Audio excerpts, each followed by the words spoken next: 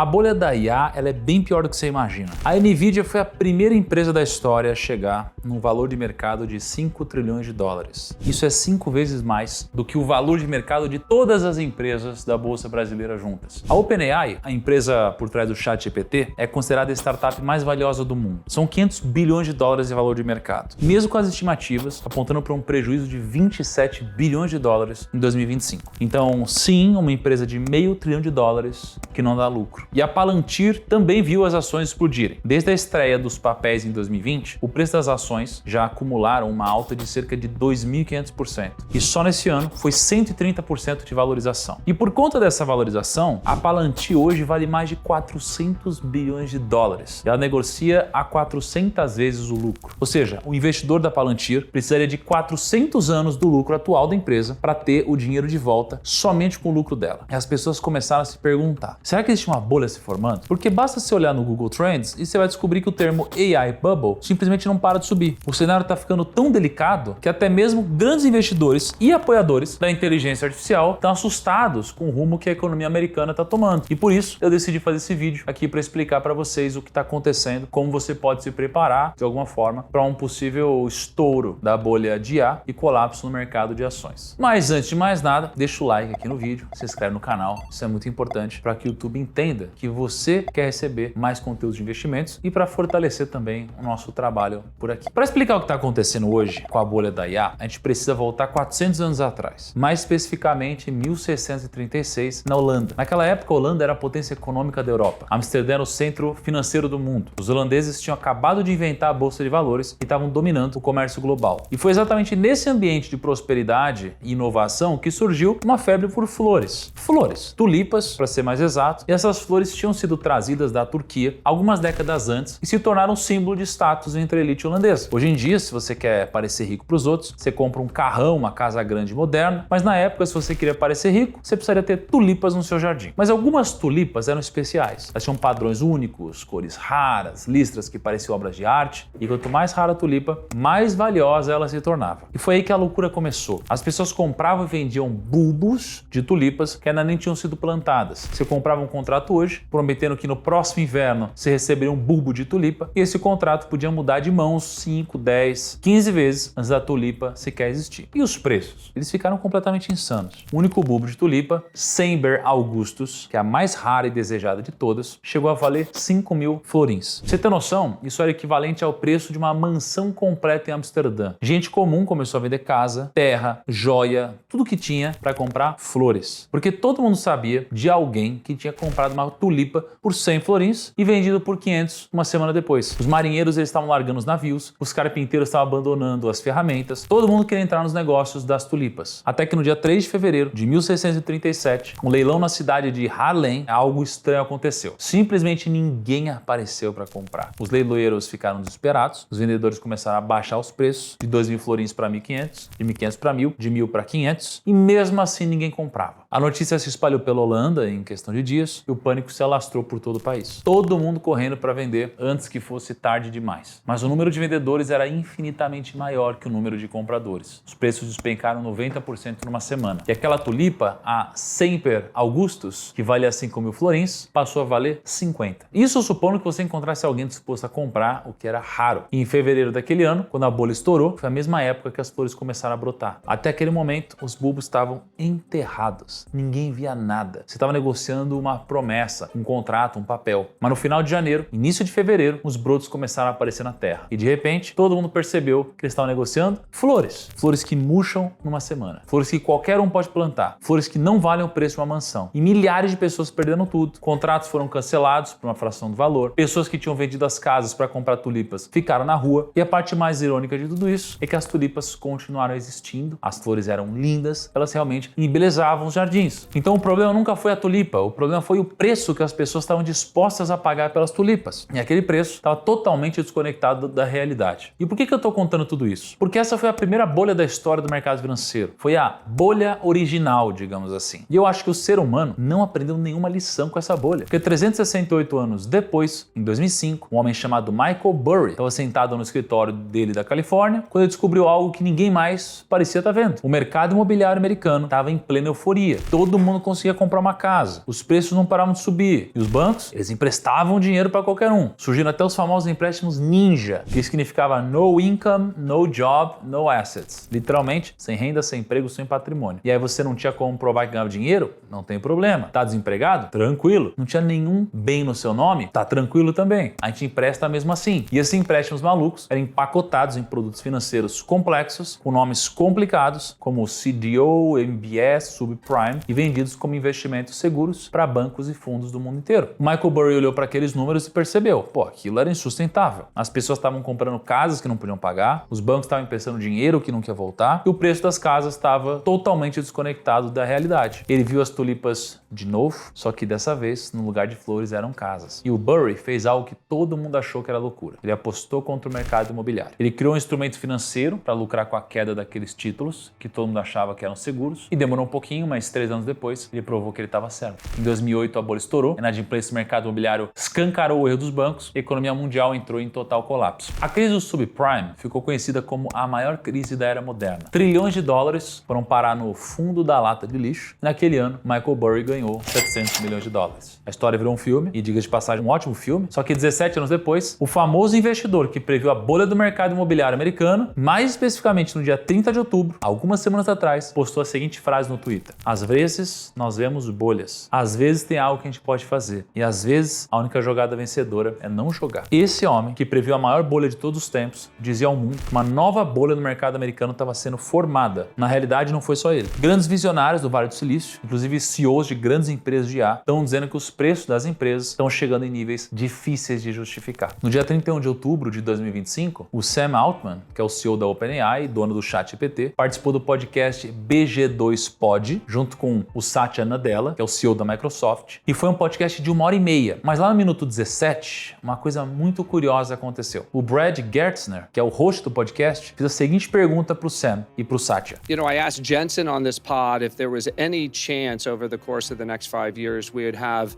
a compute glut.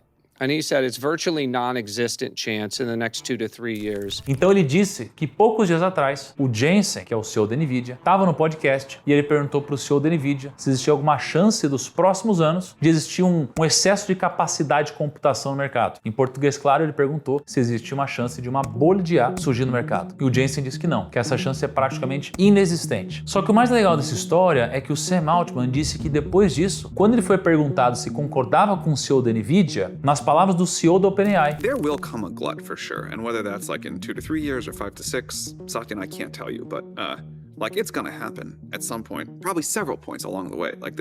There's something deep about human psychology here and bubbles, and also, as Satya said, it's such a complex supply chain, weird stuff gets built. The technological landscape shifts in big ways, so... Em algum momento, vai haver um excesso de oferta e a formação de uma bolha. Ninguém sabe se vai ser em 2, 3 ou 5 anos, mas vai acontecer. Na verdade, isso vai acontecer em vários momentos ao longo do caminho, como já aconteceu no passado. Quando eu escutei esse trecho do podcast, eu entendi o que ele quis dizer. Se você for um pouco mais velho, você deve lembrar disso. Só que a bolha das tulipas e a bolha do subprime de 2008 não foram as únicas bolhas da história. Nos anos 90, a internet estava surgindo e todo mundo sabia que aquilo ia mudar o mundo. As empresas estavam sendo criadas aos montes e todas elas tinham algo em comum. Elas terminavam com .com, pets.com, webvan.com, toys.com, amazon.com. Então centenas, milhares de empresas nascendo toda semana. E o que a maioria delas tinha em comum? .com. E além disso, elas não davam lucro. Muitas nem tinham um plano claro de como elas iam dar lucro um dia. Mas isso não importava, porque todo mundo estava convencido de que a internet era o futuro. E se você não investisse agora, você ia perder a grande oportunidade da sua vida. O raciocínio era simples. A internet vai dominar tudo, e essa empresa está na internet, logo essa empresa vai valer bilhões. Era como se só o fato de existir online já garantisse o sucesso automático. As empresas faziam IPO, elas abriam capital na bolsa, e as ações paravam 100, 200, 500% no primeiro dia de negociação. Sem justificativa nenhuma, além do entusiasmo puro. A Netscape, que foi um dos primeiros navegadores de internet, abriu capital em 95. As ações saíram a $28 dólares e fecharam o primeiro dia a 75 dólares, um salto de 167% em poucas horas. E aí começou a corrida do ouro digital. Os investidores despejavam dinheiro em qualquer coisa que tivesse .com no nome, fundos de venture capital brigavam para investir, todo mundo queria um pedaço daquele bolo, e a Pets.com, por exemplo, criou um mascote, um cachorrinho de pelúcia chamado Sock Puppet, que aparecia em todos os lugares, comercial de TV, outdoor gigante, entrevista, e a empresa gastou uma fortuna em marketing. Qual que era o problema? O negócio não fazia sentido nenhum. Eles vendiam ração e produtos para animais pela internet. Só que ração é pesada, custa caro para transportar. Eles entregavam de graça, então cada venda que eles faziam, eles perdiam dinheiro, mas os investidores não ligavam, porque crescimento era mais importante que lucro. A ideia era, primeiro você cresce, domina o mercado, e depois você descobre como ganhar dinheiro. A Webvan era outro exemplo clássico. Eles queriam revolucionar o mercado de supermercados, você fazia o pedido online, eles entregavam na sua casa em 30 minutos. Para isso, eles construíram centros de distribuição gigantescos, do tamanho de vários campos de futebol, equipados com tecnologia de ponta. Eles gastaram mais de $1 bilhão antes mesmo de entender se o negócio ia funcionar, e no auge da bolha, a Webvan valia $1,2 bilhões.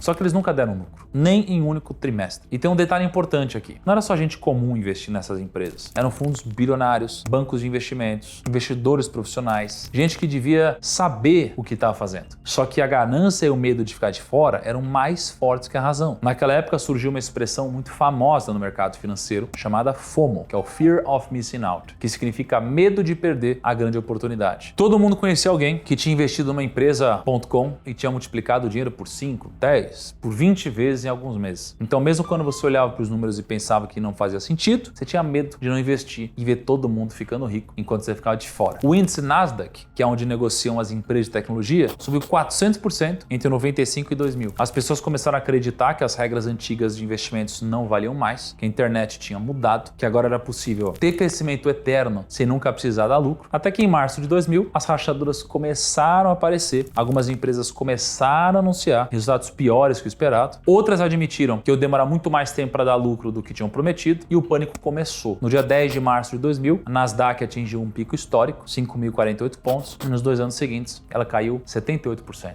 de 5.000 pontos para 1.100. As empresas que valiam bilhões viraram pó da noite pro dia. A Pets.com, que tinha feito um IPO gigantesco, faliu em menos de um ano, de bilhões para zero. A Webvan, que tinha levantado mais de $1 bilhão em investimentos, também faliu. Aqueles centros de distribuição futuristas viraram prédios abandonados. A eToys, que chegou a valer $8 bilhões, foi vendida por 5 milhões, de 8 bilhões para 5 milhões. Trilhões de dólares simplesmente evaporaram do mercado. E olha, por exemplo, esse panfleto aí dos anos 2000 do Goldman Sachs, um dos maiores bancos do mundo. Todas as empresas classificadas como compra nesse relatório simplesmente não existem mais. Todas quebraram durante o estouro do que ficou conhecido como a bolha.com.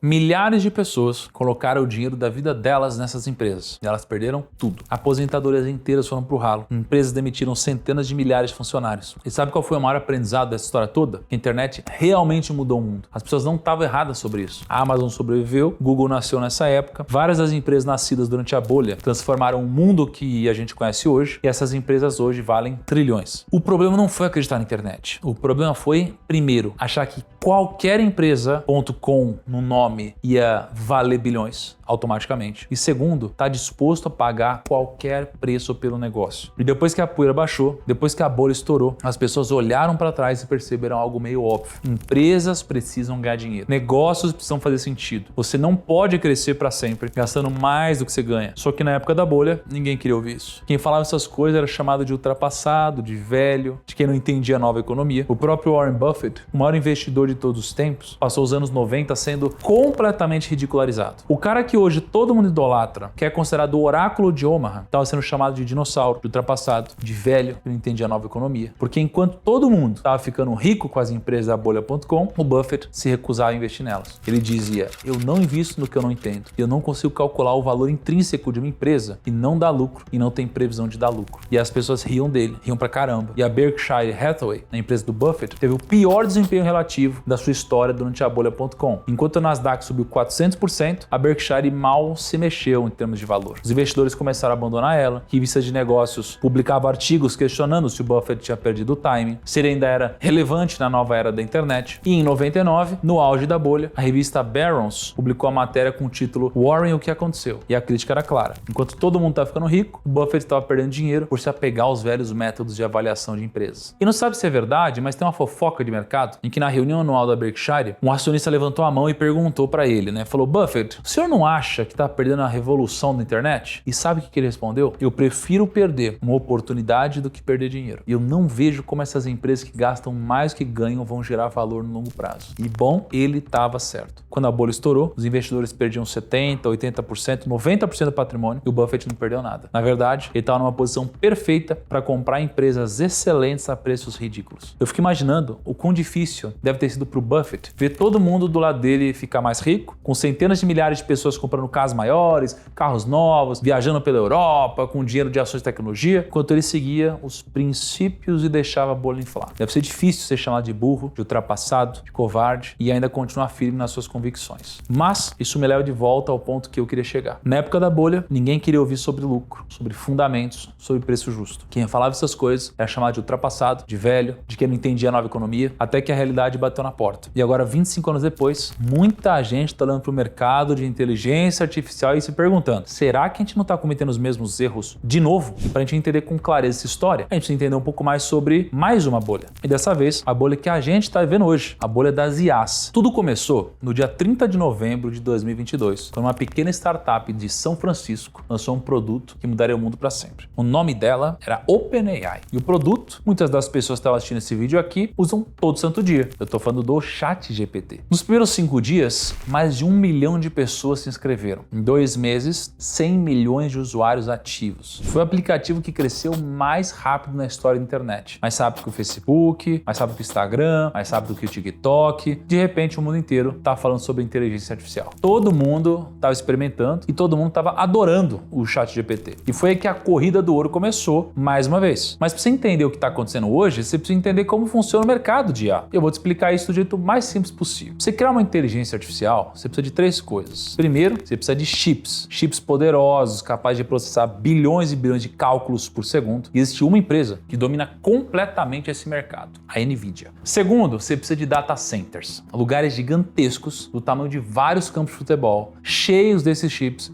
que consomem tanta energia quanto cidades inteiras. Essas são empresas como Microsoft, Amazon e Oracle. E terceiro, você precisa de empresas de IA, as empresas que pegam todo esse poder computacional e criam os produtos que você usa, como é o caso do ChatGPT e do Gemini, que é a AI do Google. E aqui onde a coisa fica interessante e extremamente perigosa também. Deixa eu mostrar um problema que ninguém está prestando atenção o suficiente. A NVIDIA hoje vale algo próximo de 5 trilhões de dólares. Ela chegou a bater 5, mas logo depois as ações desvalorizaram um pouco. E como eu falei no começo do vídeo, isso é 5 vezes todas as empresas da Bolsa Brasileira somadas. Ela é hoje a empresa mais valiosa do mundo. E todo mundo acha que a NVIDIA fabrica chips, não é? Mas não, tá errado. A NVIDIA projeta chips. Ela desenha os chips, ela cria as plantas, os projetos, mas ela não fabrica os chips. Quem fabrica os chips da NVIDIA? Quem que fabrica os chips do iPhone e da Apple? Quem que praticamente fabrica todos os chips mais avançados do planeta? Uma única empresa, a Taiwan Semiconductor Manufacturing Company, a TSMC. E você sabe onde fica a TSMC? Como o próprio nome diz, em Taiwan. Taiwan é aquela pequena ilha na costa da China que, bem, a China afirma que pertence a ela e está construindo navios militares e fazendo exércitos navais para um dia, quem sabe, tomar de volta. Então não sei se ficou claro na sua cabeça, mas a inteira corrida da inteligência artificial, toda essa bolha que a gente está vivendo, todo o futuro tecnológico do mundo ocidental depende de uma única ilha. Uma ilha que pode deixar de existir como um país independente nos próximos anos. Então você deve estar pensando, é simples, primo. Basta a gente começar a produzir os chips aqui nos Estados Unidos, Brasil, em outros lugares do mundo. E o problema é que fazer esses chips é difícil pra caramba. Os chips mais avançados hoje são de 3 nanômetros. E pra você ter uma ideia, um fio de cabelo humano tem 70.000 nanômetros de espessura. Então a gente está falando de chips que são mais de 20 mil vezes menores que um fio de cabelo.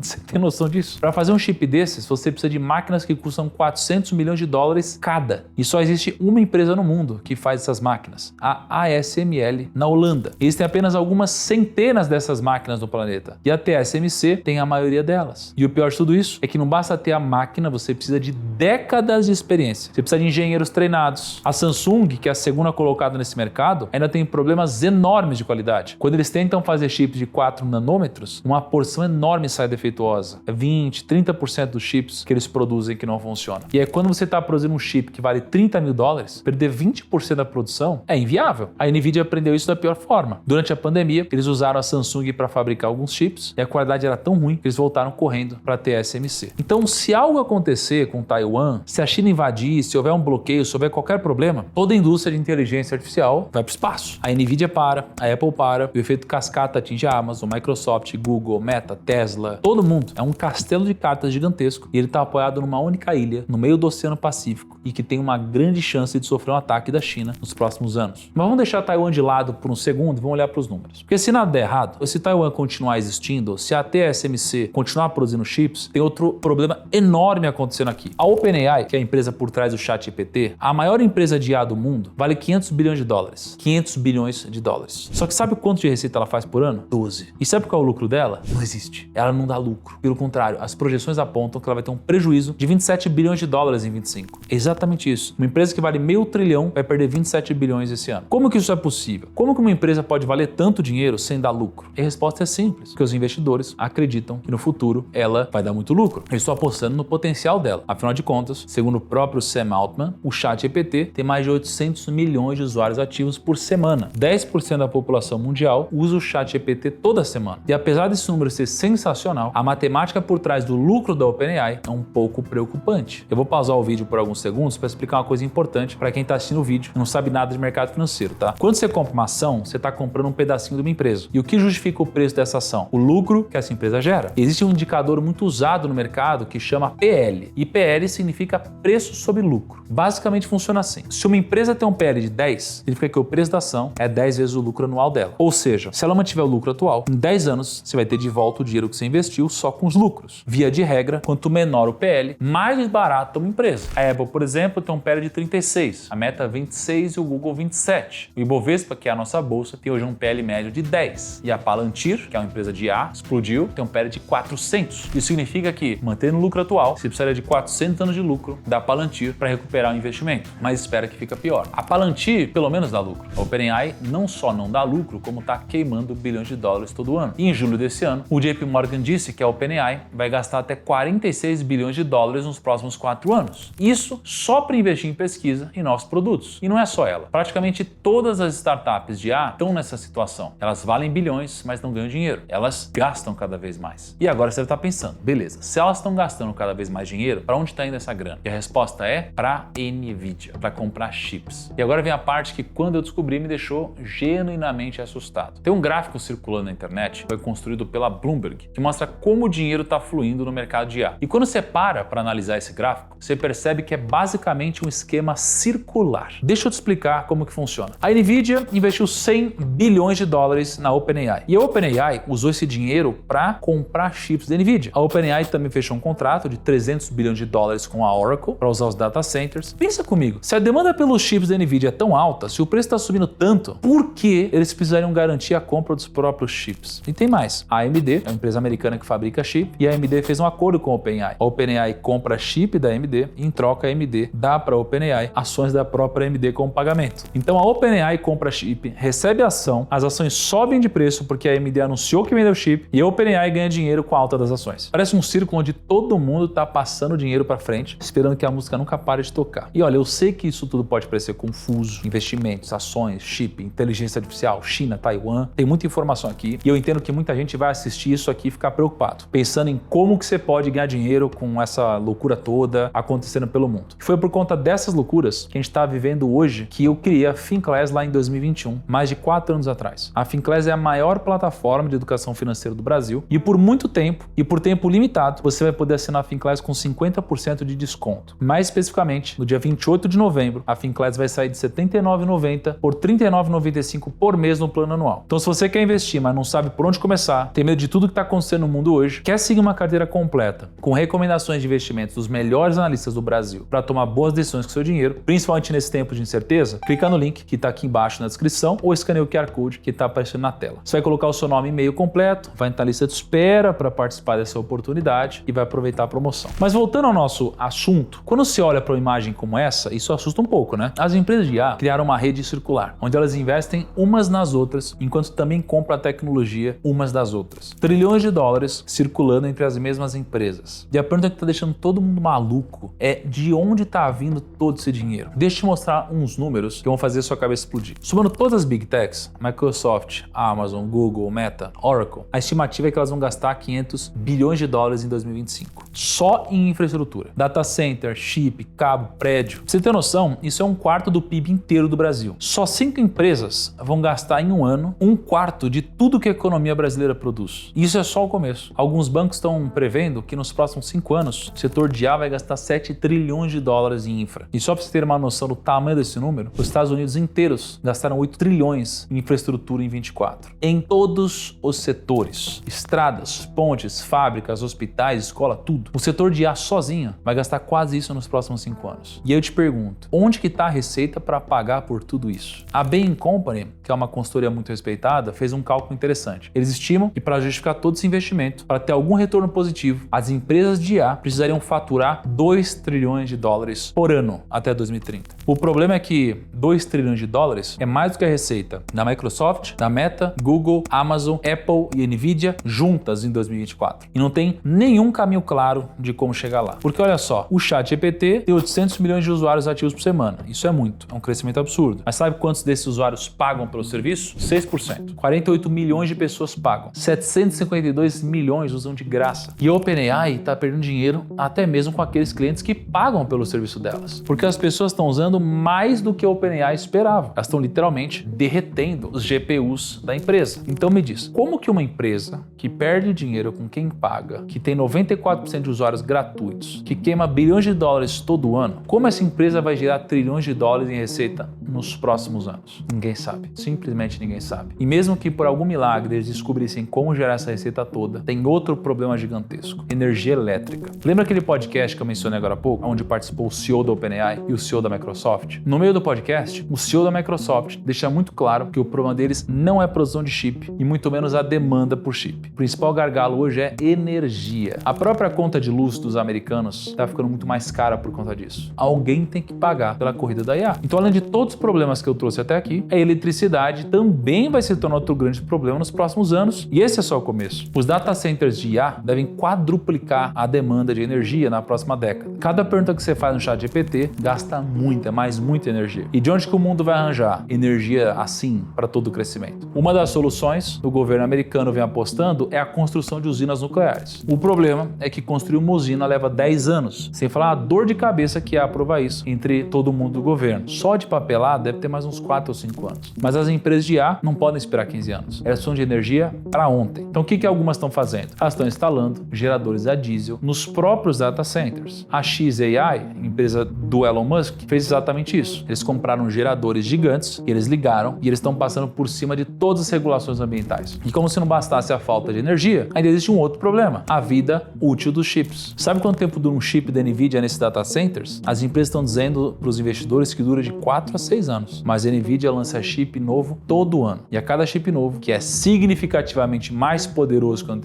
anterior vai ficando desatualizado. Na prática, um chip fica obsoleto em 1 ou 2 anos, não em 6. O que significa que essas empresas vão ter que substituir todos os chips muito mais rápido do que estão dizendo para os investidores. Isso vai custar centenas de bilhões de dólares a mais. E se você lembrar lá no começo do vídeo que eu falei que o Michael Burry, aquele investidor que previu a bolha do subprime em 2008, tinha postado no Twitter que às vezes a gente vê bolha, às vezes tem algo que a gente pode fazer e às vezes a única jogada vencedora é não jogar? Pois é, parece que dessa vez ele decidiu jogar. O Michael Burry entrou short em 2 empresas de IA. Para quem não sabe o que é short, é quando você entra apostando contra uma empresa. Digamos que uma ação está negociando a R$10, mas você acredita que nos próximos meses vai cair para 5. O que você faz? Você aluga essas ações de alguém, em troca você paga uma taxinha para essa pessoa por ter pegado emprestado essas ações, e agora você tem essas ações nas mãos e aí você vende elas no mercado pelos R$10 que elas valem. Daqui a alguns meses, se de fato cair para 5, você recompra essas ações por 5 e fica com a diferença. Por exemplo, se a taxa do aluguel das ações foi de 50 a 50, centavos, isso significa que você lucrou 4,50 por ter entrado short naquele ativo. Só que ao invés das ações caírem, elas podem subir. E aí você vai ter que pagar a taxa do aluguel e ainda vai ter que recomprar as ações por um preço maior. E nesse caso, você vai perder muito dinheiro. E é esse movimento que o Michael Burry está fazendo. Ele está apostando contra duas empresas de IA, a Nvidia e a Palantir. Ele comprou 50 mil contratos de opções de venda, a gente chama isso de put, das ações da Palantir. E esses contratos têm exercício para 2027. Para você que não entende de opções, vou mastigar aqui. Quando você compra uma opção de venda, você está comprando o direito de vender uma ação a um preço específico até uma data específica. Então o Burry comprou o direito de vender milhões de ações da Palantir por um preço fixo até 2027. Quanto que ele gastou? 9,2 milhões de dólares. E se a ação da Palantir despencar, se ela cair para zero, por exemplo, ele pode ganhar até 240 milhões de dólares. Isso é um retorno de 26 vezes o investimento dele. Só que tem um detalhe importante aqui. Se a ação da Palantir ficar acima de 50 dólares até 2027, esses contratos viram ó. Os 9,2 milhões evaporam, ele perde tudo. Então ou ele ganha muito dinheiro, ou ele perde tudo que ele investiu. Mas não é só isso. Tem algo ainda mais interessante nessa história toda. Em 2008, quando o Burry apostou contra o mercado imobiliário, ele gerenciava o dinheiro das outras pessoas. Ele tinha cotistas do fundo dele, investidores que colocaram o dinheiro nas mãos dele. E sabe o que aconteceu? Ele fez a mesma coisa que está fazendo agora. Ele apostou contra o mercado americano, mas ele foi um pouco precoce na tese dele, porque ele montou a posição em 2005, 3 anos antes da crise. Então, enquanto a crise demorava para estourar, enquanto o mercado continuava subindo e todo mundo ficando rico, os cotistas do Burry ficaram desesperados. Eles ligavam para ele todo dia, mandavam e-mails furiosos, pediam o dinheiro de volta, alguns até processaram ele. O cara estava certo, mas estar certo antes da hora pode significar que você está errado. Dizem que mais dinheiro foi perdido tentando prever crises do que nas próprias crises. E eu acho que o Michael Burry não queria passar por toda aquela pressão psicológica de novo, então ele fechou o Sion Capital, ele encerrou o fundo dele, ele devolveu o dinheiro de todos os investidores, ele dispensou quase toda a equipe e agora ele gerencia basicamente só o dinheiro dele. Sabe o que isso significa? Significa que dessa vez não tem cotista ligando para pedir resgate, não tem regulador vigiando cada movimento dele, não tem cobrança de desempenho, não tem pressão de terceiros. Se ele estiver errado, ele perde o próprio dinheiro. Se ele estiver certo, ele ganha sozinho. E ao mesmo tempo que o Burry aposta contra o mercado de IA, aquele mesmo velhinho que 25 anos atrás foi ridicularizado por não ter participado da bolha.com, nesse exato momento, não tem nenhuma posição significativa em empresas de IA. Para ser mais exato, o Buffett tem uma posição pequena. Recentemente ele comprou 4 bilhões de dólares em ações do Google, mas por outro lado, a Berkshire nunca antes na história teve tanto caixa. Ao invés de ir às compras como de costume, a montanha de dinheiro da Berkshire subiu para 382 bilhões de dólares no balanço do terceiro trimestre. É simplesmente o maior valor de caixa da história da empresa. E mais uma vez, Warren Buffett, no auge dos seus 95 anos, não está muito afim de participar da festa. Ele está deixando as empresas que não dão lucro para outras pessoas que sejam dispostas a comprá-las. E a pergunta que eu faço para vocês agora é, assim como Michael Burry, vocês também acham que a gente está vivendo uma bolha das IAs? Deixa aqui nos comentários a sua opinião, mas para tentar responder essa pergunta, vamos aos fatos. Quais são as semelhanças e diferenças entre todas essas bolhas que eu trouxe até aqui? Partindo para a primeira diferença. Dessa vez as empresas são lucrativas. E aqui é onde muita gente se confunde. Uma bolha não acontece somente porque os preços explodiram. Uma bolha acontece quando os preços sobem e o lucro das empresas não acompanha esse preço. Mas como vocês podem ver, esse é o lucro e o preço da ação da Nvidia. A empresa no centro da suposta bolha da IA. E sim, a ação subiu, mas o lucro subiu praticamente na mesma proporção. 20 anos atrás, na bolha.com, a maioria das empresas não tinha receita nenhuma. Eram ideias, sonhos, sites bonitos e a promessa que um dia eles dariam dinheiro. Hoje a Nvidia dá lucro, a Microsoft dá lucro, o Google dá lucro, a Meta dá lucro. Essas empresas não são fumaça. Elas têm negócios reais, clientes reais, produtos reais. São empresas gigantes, gigantescas, com milhares de funcionários. E obviamente, existem algumas empresas como a OpenAI e a Palantir que ainda precisam mostrar nos próximos meses e anos resultados que justifiquem o preço delas. Mas as Big Techs nunca tiveram tanto lucro na história. Segunda diferença, quando a bolha.com estourou nos anos 2000, mais ou menos 250 milhões de pessoas no mundo usavam a internet. O planeta tinha 6,2 bilhões de pessoas. Então, a gente está falando aqui que 4% da população mundial usava a internet. Hoje, segundo a Microsoft, mais de 1 bilhão de pessoas usam IA e a população mundial chegou em 8 bilhões. Isso significa que 12,5% do planeta está usando alguma ferramenta de IA 3 vezes mais do que a internet durante a bolha.com. A internet era útil em 2000? Sim. mas a maioria das pessoas não sabia exatamente como usar. A inteligência artificial é útil hoje? Sim. E diferente da internet em 2000, mais de 1 bilhão de pessoas já estão usando todos os dias. Terceira diferença, o número de IPOs está infinitamente menor do que na bolha.com. Esse gráfico mostra o número de IPOs nos Estados Unidos de 93 até 2025. Olha o que aconteceu na bolha.com. O pico foi em 2000, com 511 IPOs em 12 meses, isso é absurdo. Empresa abrindo capital todo dia, todo mundo querendo entrar na bolsa para surfar a onda da internet. E depois que estourou a bolha em 2000, o número despencou, caiu para menos de 100 em poucos anos. E agora repare em 2025 que são apenas 56 IPOs. Isso é quase 10 vezes menos do que no auge da bolha.com. E por que isso é importante? Porque um dos sinais clássicos de bolha é a euforia generalizada. Todo mundo querendo abrir empresa, todo mundo querendo vender ação, todo mundo querendo entrar no mercado a qualquer custo. Na bolha.com,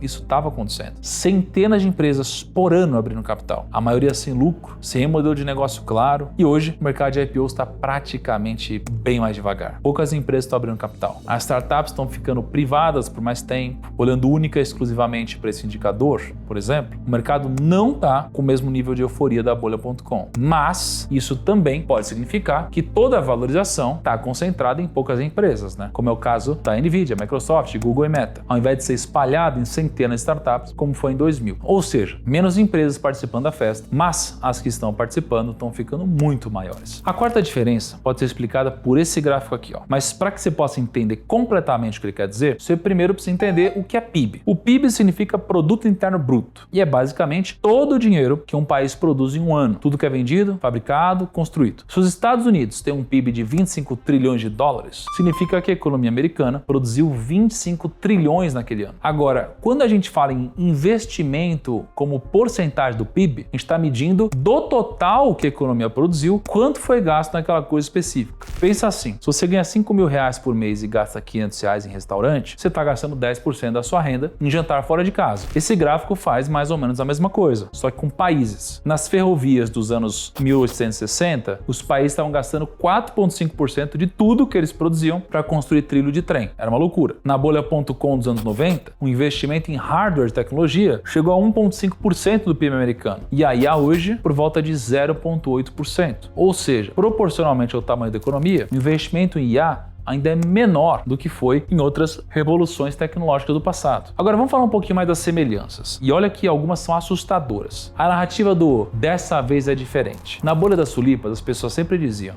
tulipas são novo ouro, são raras, todo mundo quer. Na bolha.com a história era: a internet vai mudar o mundo, as regras antigas não se aplicam mais, lucro não importa, o que importa é crescimento. E na bolha do subprime, em 2008, o preço das casas nunca cai, é investimento imobiliário, é o mais seguro do mundo. E agora, na IA, o que a gente escuta? A inteligência artificial vai revolucionar a humanidade, é a maior revolução tecnológica da história, quem não investir vai ficar para trás. Você percebe o padrão? Em todas as bolhas existe uma narrativa poderosa que justifica preços absurdos. Realmente o mercado imobiliário é poderoso, a internet mudou o mundo, tenho certeza que a IA também tem muito a entregar. Só que até mesmo uma Ferrari, se comprada por um preço errado, vai ser um péssimo negócio. E essa é a segunda semelhança, a desconexão entre o preço e a realidade. A Palantir, aquela empresa que o Michael Burry está apostando contra, teve um lucro de 1,5 bilhão de dólares em 25. E é muita coisa. Só que ela é uma empresa que vale quase 500 bilhões de dólares. É como se você tivesse uma barraquinha de cachorro-quente que tem 50 mil reais de lucro anual. Só que alguém decide comprar sua barraquinha por 15 milhões de reais. Você até pode continuar fazendo sua barraquinha crescer, encontrar um ótimo ponto de venda e tudo mais, mas você concorda que o preço da barraca de cachorro-quente está salgado? E falando um pouco mais de preço, Warren Buffett, na tentativa de prever possíveis crises do mercado americano, criou um indicador chamado de Buffett Indicator. Esse gráfico compara o valor total de todas as empresas na bolsa americana com o PIB nos Estados Unidos. Funciona assim: se todas as empresas da bolsa somadas valem 25 trilhões de dólares e o PIB americano é 25 trilhões, a proporção é de 100%. Significa que a bolsa vale o mesmo que tudo que o país produz no ano. Historicamente, a média fica em torno de 85%, que é aquela linha tracejada ali no meio do gráfico. E sempre que a gente está acima dessa linha, a gente tem grandes crises acontecendo. Em 2000, na bolha.com, chegou a 140%. A bolsa despencou logo depois. Em 2007, antes da crise subprime, chegou a 110%. e de novo veio o estouro. E agora em 25 passou de 200%. Isso significa que o valor de todas as empresas na bolsa americana é mais que o dobro de tudo que a economia americana produz num ano. E para você ter uma noção, a gente está num nível nunca visto na história. Nem na bolha.com, nem antes da crise de 2008, nunca. Infelizmente, ninguém tem bola de cristal para adivinhar qual vai ser o futuro do mercado americano e da bolha das IAs, mas o fato é que existem muitas semelhanças e diferenças entre o mercado de IA que a gente está vivendo e outras bolhas que aconteceram no passado. Com base em tudo que vocês assistiram no vídeo de hoje, deixa aqui nos comentários se vocês acreditam que a gente está vendo uma bolha ou não. Sinceramente, eu sou um usuário ferrenho de IA, mas já faz um tempo que eu não venho sendo otimista em relação ao preço do mercado americano. Se você me acompanha no Rumo ao Trilhão, o quadro onde eu invisto toda semana o meu dinheiro publicamente, você já deve ter percebido isso. Turma, eu vou ficando por aqui. Um grande abraço, até o próximo vídeo e tchau.